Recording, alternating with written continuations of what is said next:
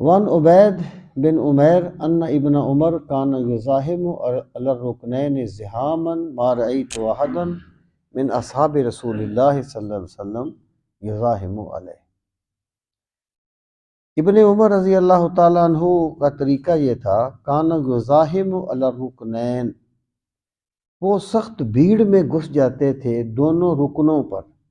یعنی دونوں رکنوں سے مراد ایک رکن یمانی والا کونا اور دوسرا وہ کونا جس میں حجر اسود نصب ہے، ان کو رکنین کہا جاتا ہے۔ وہ غالباً رکن شامی اس کو کہتے ہیں۔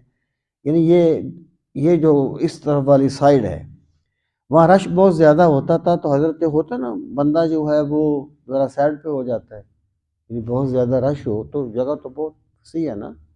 فرق یہ ہوتا ہے کہ اگر آپ قریب سے چلیں گے تو تھوڑا سفر پڑے گا، ذرا دور نکل جائیں گے تو زیادہ سفر پڑے گا، لیکن دور رش نہیں ہوگا۔ اگر آپ چھت پہ چل جائیں گے تو اور رش کم ہوگا لیکن سفر زیادہ ہو جائے گا۔ تو حضرت ابن عمر کا طریقہ یہ تھا کہ وہ یہاں زیادہ رش ہوتا وہ رش میں گھس جاتے تھے، ان دونوں جگہ پر، ان دونوں رکنوں کے درمیان۔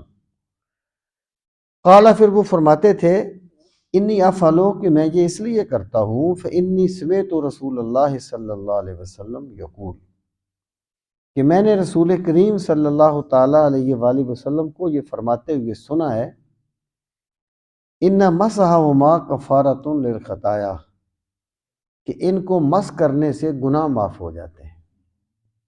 یعنی یہ میں نے عرض کیا تھا کہ رکن یمانی کا مس کرنا جو ہے یہ ثابت ہے، اس کا بوسہ ثابت نہیں ہے، جبکہ حجر اسود کا بوسہ ہے۔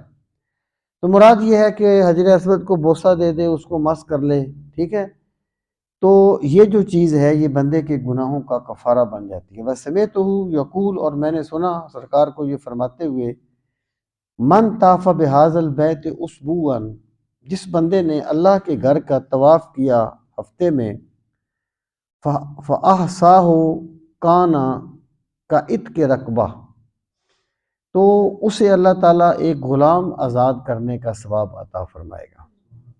وَسَمِعْتُهُ یقول، اور میں نے سرکار کو یہ فرماتے ہوئے سنا، لا یدع قدما، یعنی کوئی بندہ طواف کرتے ہوئے اپنا قدم نہیں رکھتا، ولا یرفع اخرى، نہ ہی دوسرا قدم اٹھاتا ہے، الا حط اللہ عنہ بہا خطیئۃ وکتب بہا حسنہ، مگر ہر قدم پہ اللہ تعالیٰ اس کی غلطی، اس کا گناہ معاف فرماتا ہے اور اس کے بدلے میں اس کے نامہ اعمال میں نیکی لکھتا ہے۔